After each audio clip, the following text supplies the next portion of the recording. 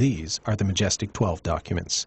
They describe the establishment of a super-secret U.S. government organization in 1947 to deal with an alien spacecraft that allegedly crashed near Roswell, New Mexico.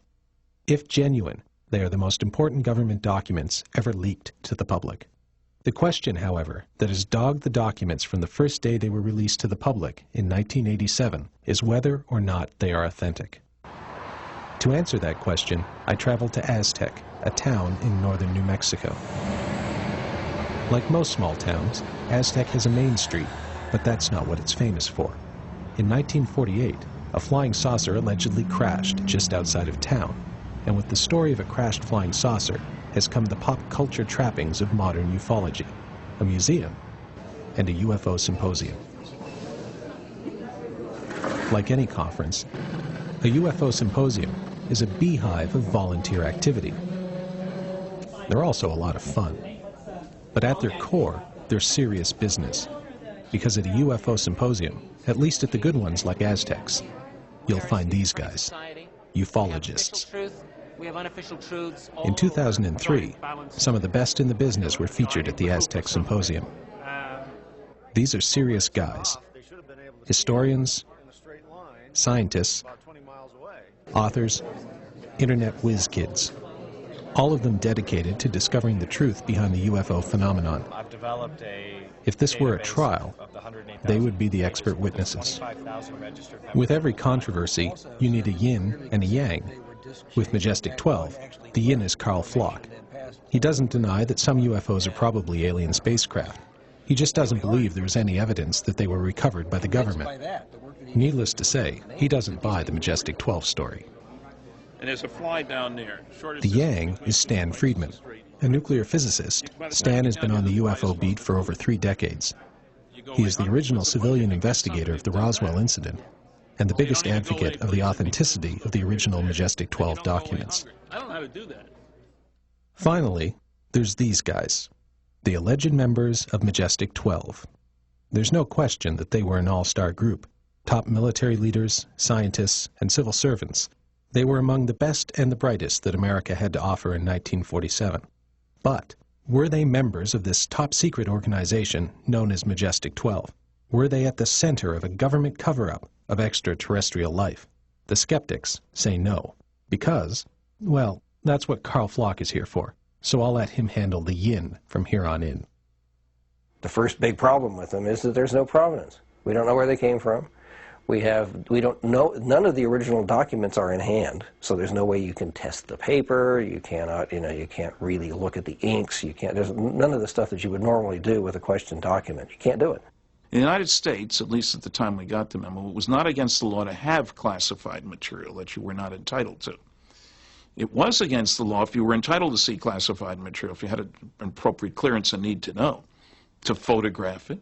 Certainly against the law to distribute it to somebody without a clearance. So the guy at risk is the guy who took the pictures, not the guy who receives them. Secrecy protocols within the military in particular are extreme. Penalties are extreme. You sign away your constitutional rights in many cases when you are exposed to very, very sensitive classified information. And in many cases this is binding for life. So it's not that easy to go talking about what you've experienced. We still don't know who Deep Throat was. Does that mean that whatever information he provided is worthless because we don't know who he was? He's the guy who was at risk, remember. And that's what we have to consider here, too. Providence would be nice. You make do, you look at the documents for what they are and what they say, not with any preconceived notion, well, I don't know who put this out there, so it must be phony. That's nonsense. That's not reasoning. If you feel your life or liberty is in danger by releasing these documents, of course you're going to want to remain anonymous. It's an unfortunate situation that we can't verify all of these things. But guess what? That is life. That's life within the field of UFOs. And the reason is because this is a problem pertaining to national security. In other words, this is not just a normal scientific topic on, as people like to say, a level playing field. There is no level playing field here. This is like a huge jigsaw puzzle. More than half the pieces have been taken out intentionally, fake pieces put in sometimes. And it's very difficult to wend your way through this. The NSA said that 23 of the documents that came from other agencies were from the CIA, which somehow the CIA hadn't found when it did its court-ordered search. So I filed for those 23 documents. After 2 years, I got 9. These were, as John described to you this morning, press abstracts of Eastern European newspaper articles about flying saucers, which the Russians had the day they were published. Their own 14 documents they withheld. I appealed. 3 years after that, I got 4. You'll see what they look like. There's a CIA UFO document. Boy, they're not keeping any secrets. But it's all released, Stan. There's no cover-up, I was told by people in the UFO field. It's 99% sources and methods, they say, and 1% UFO, except it's filed under UFOs. Does this make any sense? Not to me, it doesn't. Many times when people have requested documents through Freedom of Information Act, they have asked that, don't put any sources or methods, and we don't want to know. We just want to know the details of the UFO sightings, since if there's nothing to them, and the subject officially doesn't exist, what's the problem with releasing this information?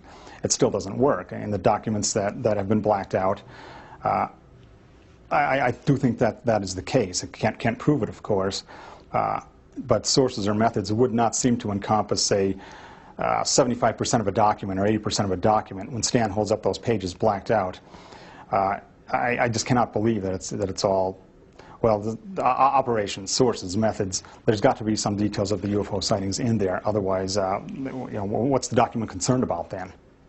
We've seen thousands of pages that are completely blacked out from top to bottom. Maybe those are the MJ-12 documents times 2. We don't know what's under those black lines and black paragraphs. That maybe underneath that it tells a story that is so bizarre and so out there, pardon the pun, but when you look at that maybe those are MJ-12 type documents, that they talk about the UFO phenomenon being real, being the extraterrestrial life is visiting us. On the question of a government cover-up, let me introduce you to the CIA's report of the Scientific Panel on Unidentified Flying Objects from 1953. Its conclusions? That the national security agencies take immediate steps to downplay the UFO phenomenon. The methods?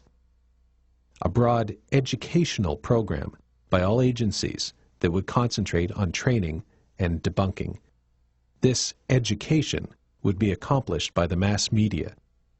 All this despite the fact that the panel of eminent scientists accepted that the Earth might be visited by extraterrestrials. One panel member even found that the ET explanation, in many cases, was the only logical conclusion. Is it a coincidence that the panel was convened by Walter Beadle Smith and included this man, Dr. Lloyd Berkner, both alleged members of Majestic 12? Unfortunately, in the field of ufology, the truth sometimes takes a back seat to innuendo and rumor. When that happens, the lines between fact and fiction can become crossed, and the difference between what is real and what is not can become that much harder to distinguish. I consider that MJ-12 indeed was a hoax, that it was perpetrated in aid of advancing the case for Roswell. Bill Moore and Stan Friedman, who had done a tremendous amount of work together in investigating and looking into everything that they could find on Roswell. Jamie Chandray, who came into the picture somewhere along the line there, and I don't know exactly when. I think they sort of, they were sitting around saying, okay, now what? And there have been extant in ufology for a long time rumors to the effect that Bill Moore had suggested that it might be a good idea to fake some exotic documents that seemed to confirm Roswell, with the idea that this might smoke somebody out, either to deny them or to produce real documents or whatever. And it is said that he and Stan Friedman and Chandray and maybe one or two others talked about this together, and that Stan said, well, yeah, why not? I mean, if this will do it, why not? I have many times heard that I supposedly said, yeah, it wouldn't be a bad idea, as suggested by Bill Moore, that documents be faked to try to get some more information about Roswell. Now, I had many meetings with Bill and Jamie and other people, so there's no question we had meetings and talked a lot and worked on projects together and so forth. I categorically deny that I ever was offered that possibility. Hey, why don't we fake some documents? Or that I ever said something like, oh, that's a good idea. I think that's what was going on. I think that, there was the idea was to, if you put the most innocent spin on it that you can, was to smoke something out. If you put the not so innocent spin on it, it was to essentially fake documents that would back up the Roswell story as it was told and as it was known through the Roswell incident. Because if you look at it, that's what it does. It's the version of Roswell as written down, as set down in the Roswell incident. That sounds like a pretty good theory, except for one major problem. The Roswell incident describes 2 crashes, one near Roswell and one in western New Mexico at the plains of San Agustin. This second crash is not mentioned in the MJ-12 documents. Bill Moore would not appear on camera for this film. However, I corresponded with him a number of times. He steadfastly maintains that he had no knowledge of or involvement in any Majestic 12 hoax. What is so obvious about it that reveals it to be a hoax? Because Stan has spent an awful lot of years, an awful lot of time, an awful lot of money trying to show that they're not hoaxes, such to the end that if they are, they're mighty subtle, they're mighty intricate, and it's a hoax with many moving parts. And yes, you can carry off a hoax with many moving parts, but there's so many coincidences here, so many things that were unknown, seemingly, prior to Stan going out and looking into various nooks and crannies of the archives, the vast National Archive system of the United States, that nobody knew before. Things like the date when Walter B. Smith was named to replace James Forrestal, who had died as a member of MJ-12, August 1st, 1950. There's nothing special about that date, except I had the Truman Library people tell me all the times that Truman met with Walter B. Smith. That was the one day in a 10-month period of time. And they met at the west door of the White House, purpose of meeting unstated. Now, I asked the Truman people, the library people, have you provided this information to anybody else? No. How could somebody get that date right?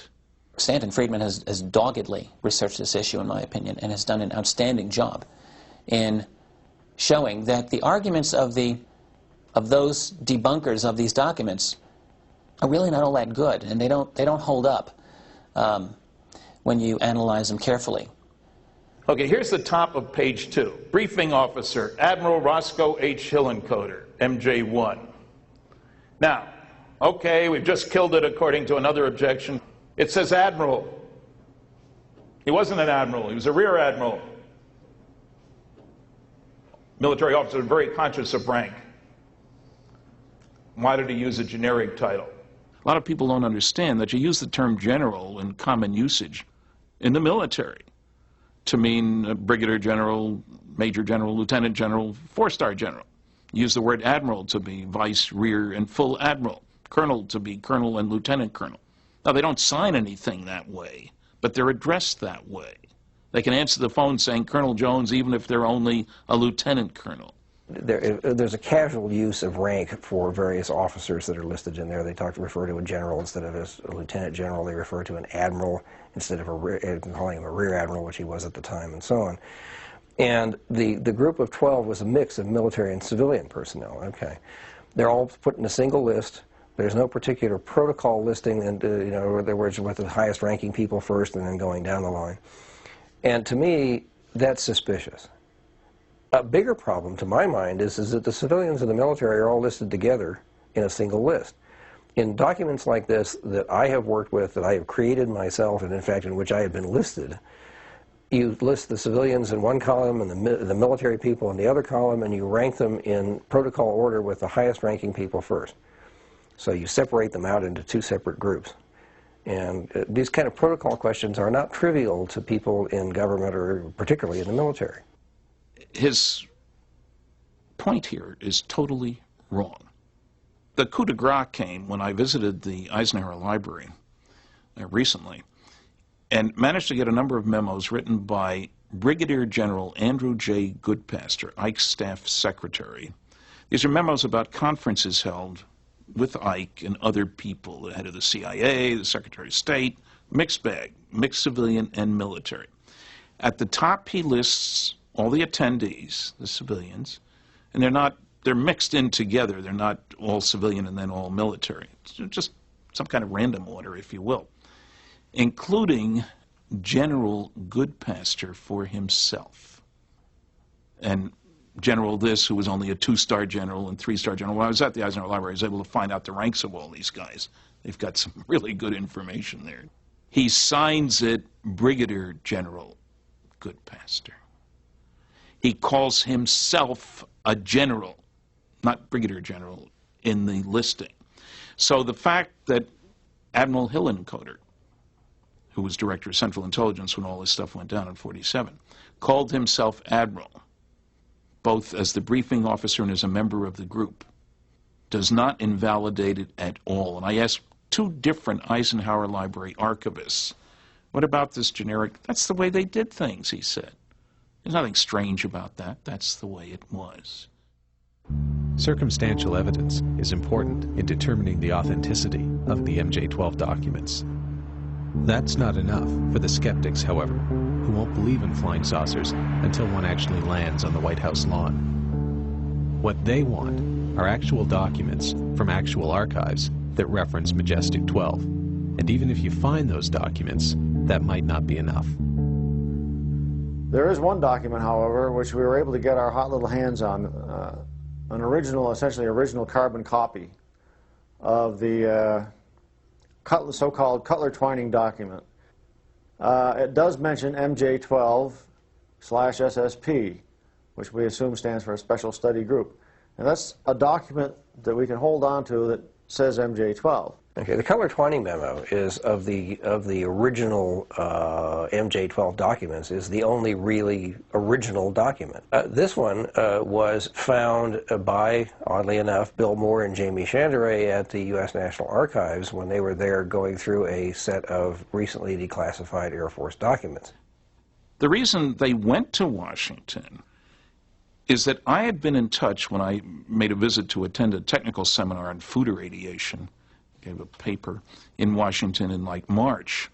And I checked in with the National Archives, which I always do, and Ed Reese told me, the archivist that we'd been dealing with for years, that they were working on classification review of an Air Force headquarters file, entry 267, headquarters intelligence stuff. Wow. Several times in the next few months, Bill and Jamie got strange postcards that seemed to point toward going to Washington, D.C. The return address was Post Office Box 189, Addis Ababa, Ethiopia, and it was mailed from New Zealand, none of which made any sense. So Bill and Jamie went off to Washington. They found another document, a memo from Bobby Cutler, Robert Cutler, to General Nathan Twining, one of the members of MJ-12. Only after they found the Cutler-Twining memo and asked Ed Reese to copy it, make a Xerox copy of it, that they realized it was Box 189, which had been mentioned on these postcards. That's the box it was in. It was like somebody was trying to give them a clue. And I should point out that that box was first handled 2 weeks after the death of the last member of MJ-12. Hardly a coincidence. He'd been the last surviving member for 2 years, Dr. Hunsaker. His obituary was in the New York Times on September the 12th, died on September 10th, 1984. The box was first handled 2 weeks later, and it sounds like the motion was in progress, in other words. I couldn't get the archives. They said they couldn't tell me. I asked the names of the people who handled that box. They gave me an accounting. It was first handled on this date, then handled again before it was served to the public, and Bill and Jamie were the public the following July. They would never tell me the names of the people. I asked specifically, and they said they couldn't do that. Without putting myself in the position of being indicted by a federal prosecutor, I can tell you that I know that it's possible to take things in that you're not supposed to take in and take them back out again without anyone ever being aware of it. It may be different today in the current atmosphere, but back when, I actually conducted an experiment. I took something in with me, and it was never picked up on. There's false logic here. That it could have been done means it was done. They spent an awful lot of time. Why would they have to go to Washington to come up with the document? Get it in the mail just as the roll of film came in the mail. If they faked it, why would they use a strange security marking, top secret, restricted? You go with the normal, which would have been just plain top secret. They could have rubber stamped it top and bottom, make it look official. So they've got somebody who's very bright and very stupid. Which is it? For that to happen, you know, with the MJ-12, the Eisenhower briefing document coming out in 1984, and people saying, oh, it probably had been faked within a year or so of when it was made public, and presumably this Cutler-Twining document would have also been faked within a year or two of its discovery. I would say no. I would say that this had to be an old document, 30, 40, maybe 50 years old. Well, not in 1980. 30 years old, probably in 1984 or 5 or whatever. It would take that long for this outer edge to get yellowed. The creases that had been made in this were perfectly flat, again indicating there was a lot of pressure on it for a long time. And as others have pointed out, it was a onion skin paper with a watermark that was made that was being used by the government at the time that this document would have been made. So I think that provides rather credible evidence that the MJ-12 thing, group, whatever, is real. You could say they faked it all. That's easy to say. Well, it's all a fraud. That avoids having to do the work to establish it and avoids dealing with the critiques of the critiques. Oh, it's obviously a fraud. Why is it a fraud? Well, nobody used that top secret restricted. That's crazy. Restricted is the lowest rating. Top secret is the highest. Who would combine those two? That's ridiculous. It turns out the easy way out is that the General Accounting Office, when they were doing their study for Representative Schiff from New Mexico here, they were looking all over the country at all kinds of document archives for documents about Roswell. And one of their entries in a 400-page book about all the things they did was that we were looking through these files up through top secret on December 7th, 1994, and we didn't find anything about Roswell. However, we did notice several instances of the use of top secret restricted, even though we had been told, Majestic 12 in parentheses, that it was not in use at the time. If the GAO says so, it's good enough for me.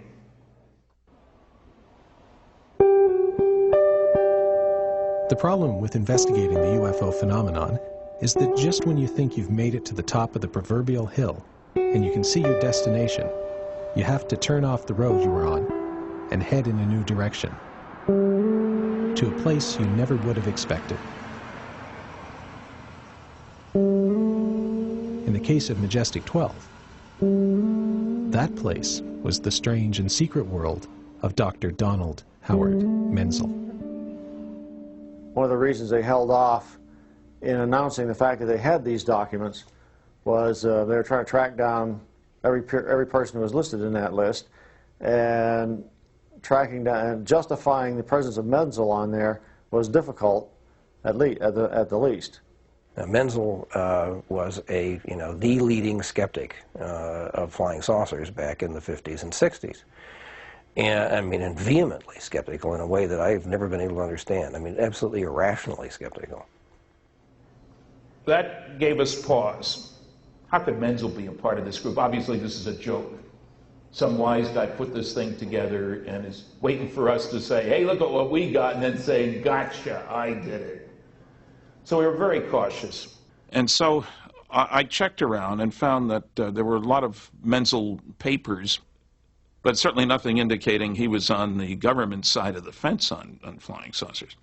Then I inquired at Harvard, and Harvard Archives had a whole bunch of Menzel papers. Well, I'd like to come see them. Well, you'll need permission, written permission, from 3 different people to see the papers. Turns out Donald H. Menzel, UFO skeptic, had the longest continuous association with the National Security Agency and its Navy predecessor of anybody in the country. He said to Jack Kennedy, president, before he was president actually, "When we are properly cleared to each other, I can tell you more," he said. He had top secret ultra clearance with the CIA. He was a cryptographer, taught cryptography, code breaking and making before the war. That he had continued after the war as head of the Naval Reserve Unit, Communications Unit number 1 in Cambridge, which is where Harvard is. And he did classified work for about 30 different companies. I went away from there convinced that, hey, maybe this document might be true, because Menzel passed muster, much to my total surprise. I think the Donald Menzel aspect to the whole Majestic 12 controversy is probably one of the most eye-opening, that you had this guy who was the arch-debunker of his time, writing anti-UFO books with down-to-earth explanations, and then you find that he led this double life where he had high-level links with the intelligence community, did consulting and contract work for them, and had done so for decades. And regardless of whether or not he really was connected to some sort of Majestic 12 group, he was very well able to hide this double life that he had. I discovered that Dr. Menzel had a close connection with Vannevar Bush dating back to 1934. Now, Bush had been at MIT. During World War II, he was sort of the science czar.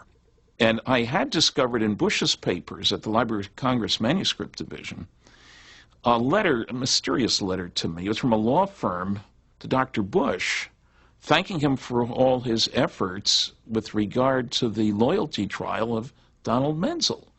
And that, fortunately, Menzel had been totally cleared. We really appreciate all the effort you made. It was 1950. And it turned out Bush, who didn't have to testify in favor of anybody, he spoke extremely well of Menzel's efforts during the war, and it was clear he knew what they were. It was all together kind of a big thing to see Menzel connected with Bush, who had clearances for everything and, you know, was right top dog in all the classified projects. If it was shown upon Stan's investigations that Menzel was simply that a debunker, then that would have actually have suggested that his involvement in Majestic 12 was bogus, and by implication the documents were bogus.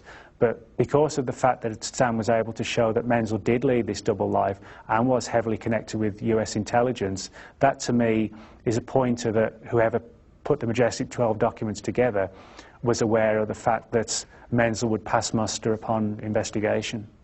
Stan Friedman spent a lot of time looking into Menzel's career, and he discovered that Menzel had he actually had a, quote, secret life. He was, he was a Naval Reserve officer. He was a cryptographer, a cryptanalyst, and so forth for the National Security Agency, and a variety of other things. This was not such a big secret as I think Stan seemed to think it was. I mean, if you knew anything about Menzel, you would have some general inkling that he was doing these kinds of things. He was involved in them, but even before MJ-12. The question of whether anybody knew about Donald Menzel's high security background is an interesting one.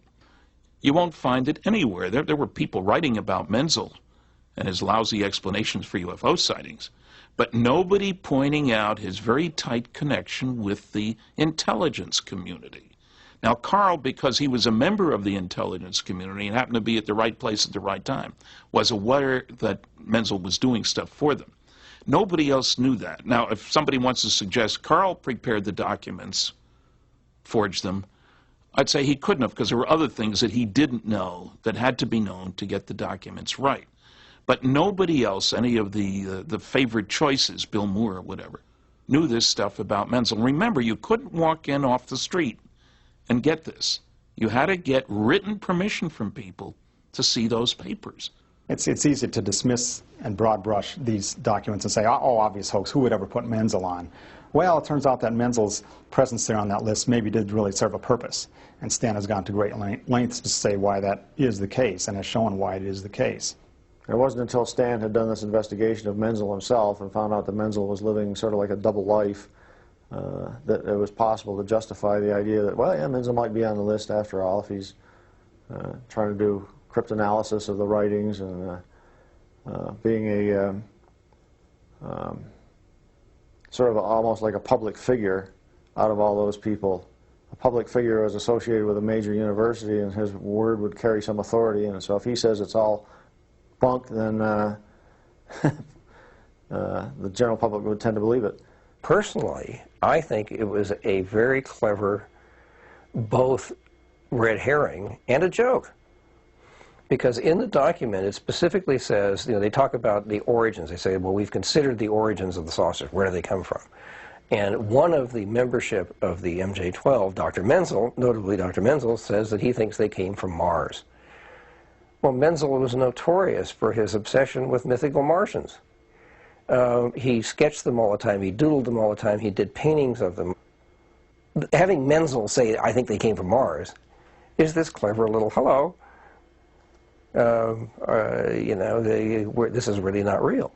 It would appear that Carl Flock hasn't read the MJ-12 document. It is very clear in there that it is said that while others thought they might be from Mars, some of the scientists, most notably Dr. Menzel, said it was from outside our solar system, the source. He didn't say they were from Mars. He said they weren't from Mars. It's one of those arguments that sounds great until you realize it's exactly the opposite of what is said. I can imagine the military people saying, well, where could they be from if they're not from here? And somebody's first thought, you know, War of the Worlds and all the science fiction about Mars would be Mars. On July 29th, 1952, General John A. Sanford, who was the director of Air Force Intelligence, held a press conference. He had been directed to hold a press conference and talk about what was going on. And in that press conference that started about 4 o'clock in the afternoon on that day, he said that we have investigated between 1,000 and 2,000 sightings and have explained the bulk of them to our satisfaction. The FBI sent their liaison person to the Air Force to find out what was going on with all these sightings. The FBI man was told something rather different from what the general public was told. First of all, the FBI man was told that there are some percentage of sightings that could not be explained.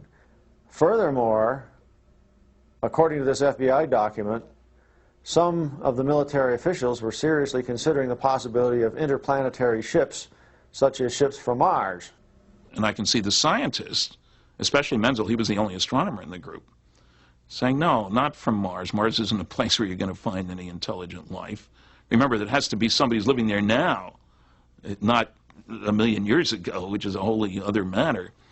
And I can see Menzel saying, no, not from Mars, from other solar systems. So what Carl claims is an argument against it as an inside joke is nonsense. It isn't that at all. It makes perfectly good sense. It would be if it were the other way around. But it isn't. Here's a few other interesting facts about the secret life of Dr. Menzel. He knew and corresponded with Admiral Roscoe Hillenkoetter. In 1963, Menzel sent him a copy of his anti-UFO book and asked Hillenkoetter what he thought of it. In a letter where there is just as much between the lines as there is in them, Hillenkoetter replied that the book was very well done and that Menzel had effectively put to rest all surmises about flying saucers being from outer space. "You have done a thorough and praiseworthy job," Hillenkoetter said to Menzel. This was followed by a letter from Hillenkoetter to his old chum, Major Donald Kehoe, a leading proponent of flying saucers, in which Hillenkoetter stated he had never carried on any conversation with Menzel about UFOs and that he took no position on statements regarding UFOs made by Menzel. In 1958, the CIA received a request for the declassification of the entire Robertson panel report from UFO investigator Leon Davidson. Who did the CIA and the members of the Robertson panel turn to for advice? That's right, Dr. Donald Menzel, who suggested rewording the report to cover things up even more. That Menzel was involved with the panel shouldn't come as a surprise, considering that they had listed amateur astronomers as one of the best tools for spreading the government's UFO gospel to the public.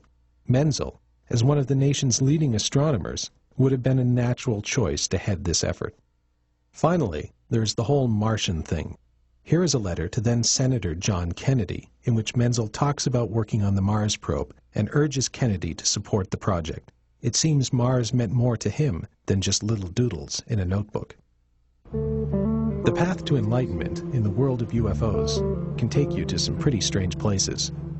So it was that I ended up one day at an abandoned radar base in El Vado, northern New Mexico, with UFO researcher Scott Ramsey.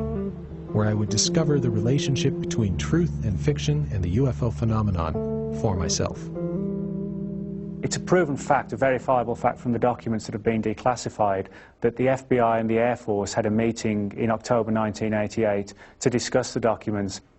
The Air Force assured the FBI that the documents were completely bogus, and this was in a meeting that no notes were taken in the meeting between the Air Force and the FBI. It was just a verbal arrangement. Nick Redford sent me a copy of a letter he got from Air Force Colonel Weaver. He's the man who wrote the Air Force's Roswell report, the big fat Roswell report, Fact versus Fiction in the New Mexico Desert. The Air Force supplied the fiction, unfortunately. Monster.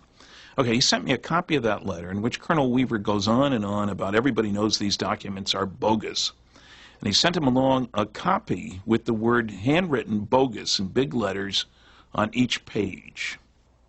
So I filed a Freedom of Information Act request with that office saying I'd like copies of all memos, letters, all this sort of thing. There's a whole list of things you have to say if you want to cover everything.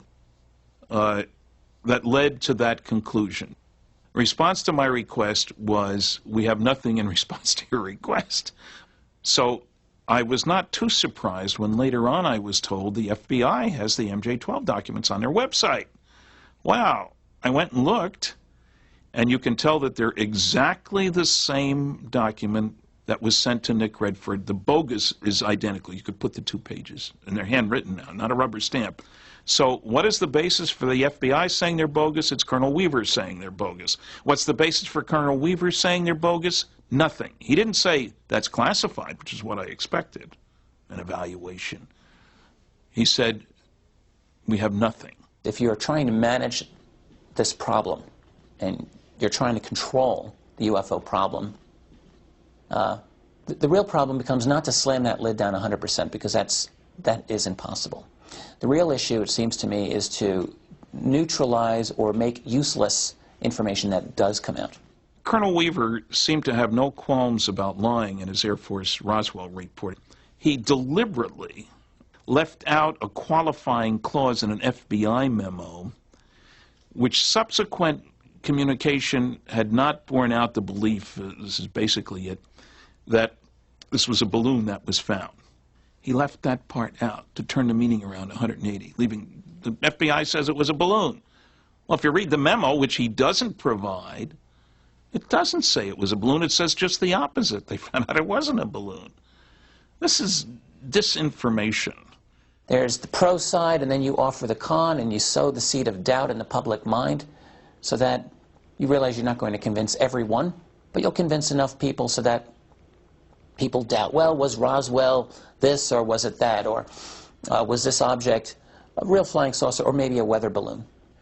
If you sow the seed of doubt, action will usually not follow the knowledge, and that's really the only thing that they care about. I think when people talk about the government knowing things or the intelligence community, there's this image is formed in people's minds that the minute you walk into the US Air Force or the NSA or the CIA, that you're simply told this dark and deep secret about crashed UFOs, which I certainly don't think is the case. I think for the most part, employees of the CIA, the NSA, the Air Force, the British government are no more in the know about this subject than anybody on the outside. And I think the whole way that secrecy is kept is by hiding information and by ensuring that certain people only know certain aspects of the story or enough to do their own job. And I think that is why the secrecy has been maintained. The Air Force, from 1947 onwards, at first took the attitude that everything that people were reporting was probably real.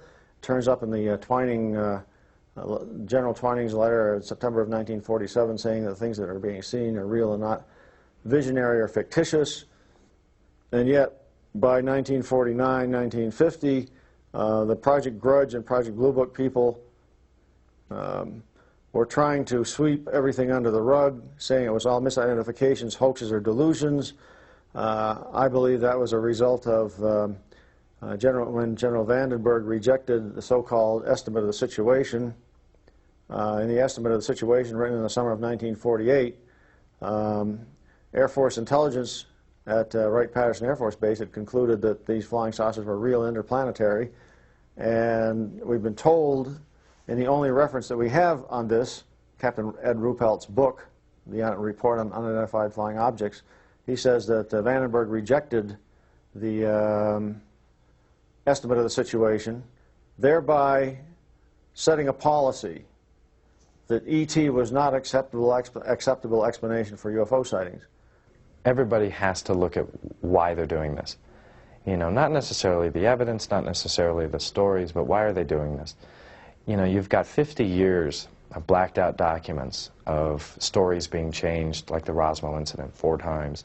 And you've got manuals that come out that are reporting these things.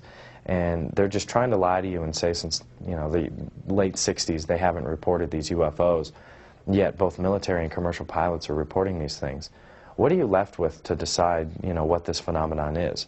Is it an unidentified space object like a comet or a meteorite or something, or a planet, you know, like they tried to explain some of the Blue Book files way? It doesn't seem plausible. The only thing that seems really plausible is this conspiracy is massive. You know, that the government is hiding this stuff for so long and they're trying so hard to keep it from us.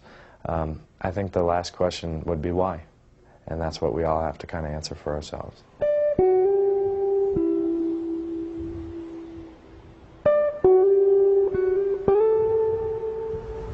Up here where the old radar pads were. Oh, over there, right.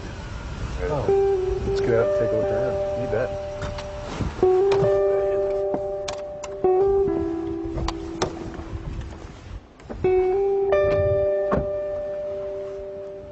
So this was it down here.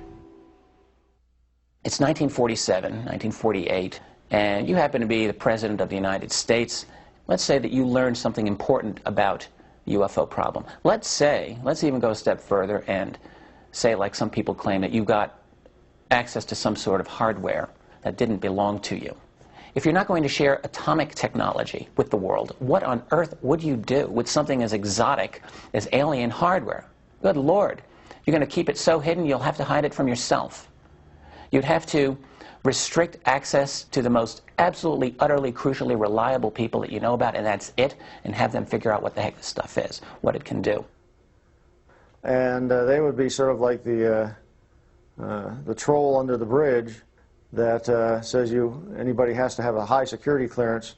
They make them pay for getting in to see whatever this hard evidence is. They're controlling the doorway to the evidence. And information might flow into that doorway, but isn't likely to flow out. I am convinced that something very, very strange happened at Roswell. And personally, I do think there's a lot of credible testimony that suggests it was a crashed UFO and that alien bodies very, very possibly were recovered.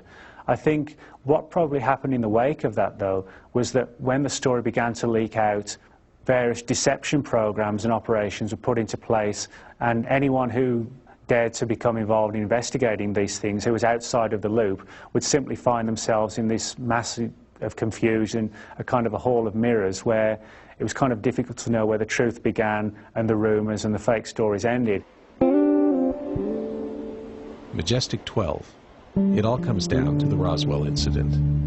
Fact or fiction in the New Mexico desert. But who's fact and who's fiction? When the Air Force took it over, it became the Tia Amaria. And then later on in life, El Vado. You dare to go in there? Sure, let's take a look. You're not afraid of bats, are you? Well, I don't want to get bitten by one. This is it right here.